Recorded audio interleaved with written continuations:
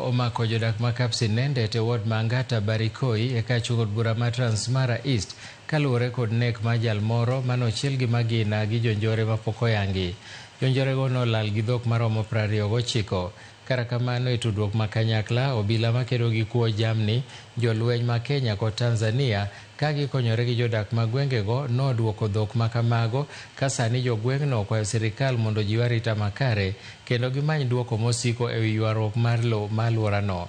Joseph Koech ma en jaduong' gweng' ma Angata Barikoi mane ochopo e kuyo kod familiano opwoyo jolweny mowuok e piny Kenya gi Tanzania kuom tiyo kanyakla e duoko jamni manokwal kokwayo mondo mak achije mitudo duto gi nek makamano.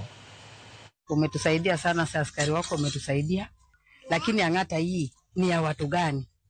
Ni ya Wakuria, Wakale ama Masai? Si mungeamua moja alafu vijana wetu wasife. Sisi tunaomboleza, sio watoto wanaokotwa ndani ya mahindi. Mtoto mchanga anapigwa teke kama ng'ombe. Sisi tunaomboleza, vijana hatuna, wazee hatuna.